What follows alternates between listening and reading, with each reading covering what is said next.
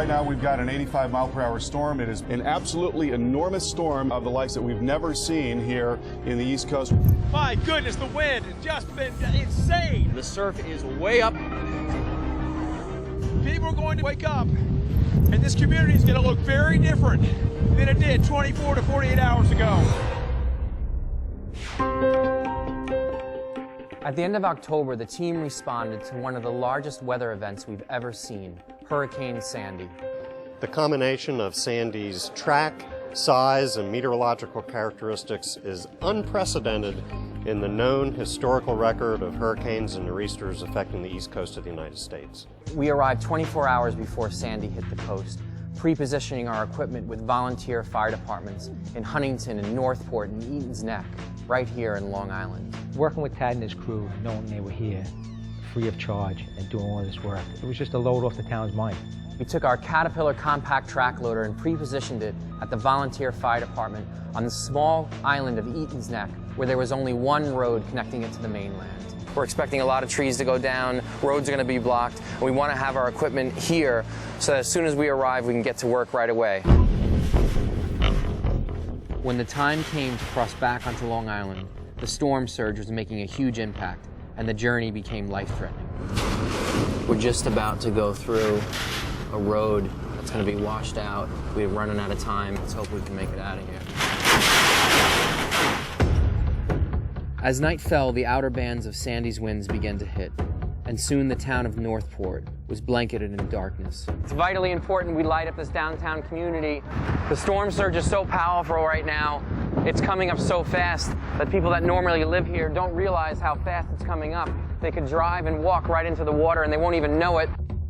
Throughout the area, huge trees began to fall, taking down power lines and blocking roads.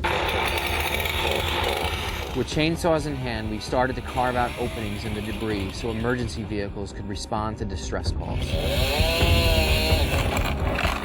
The danger of hitting power cables entangled in the trees and suffering a fatal shock was never far from our thoughts. During one emergency call, we escorted an ambulance that needed to get to a pregnant woman that had just gone into labor.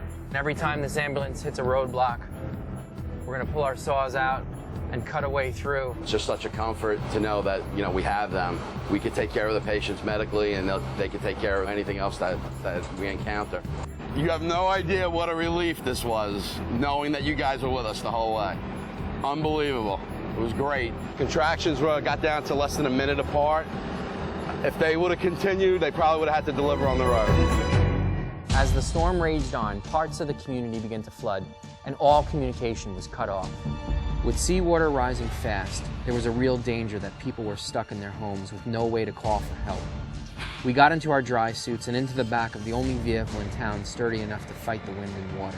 Right now, we're out here in this old army truck, just going from one flooded neighborhood to another flooded neighborhood, looking for anybody that didn't evacuate that still needs to be evacuated.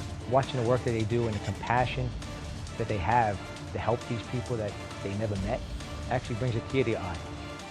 18 hours after Sandy arrived on Long Island, it had swept inland. And as the sun came up, it brought to light the massive amount of damage. The road we had used to cross into Eaton's Neck just hours before was now covered in 3 feet of sand and beach debris. Emergency vehicles were unable to get to the island, so we put our CAT to work immediately. There's hundreds and hundreds of people that live at the end of this road on an island. If anybody needs to access this island or get off, it's impossible if this road's not cleared. We've got to keep working. We've got to open up these lanes. We would have never been able to open the road to Eaton's Neck if it weren't for Tad and his equipment. Back in Northport, the power was still cut off. Town Hall was in the dark, and that meant the Emergency Management Center was crippled.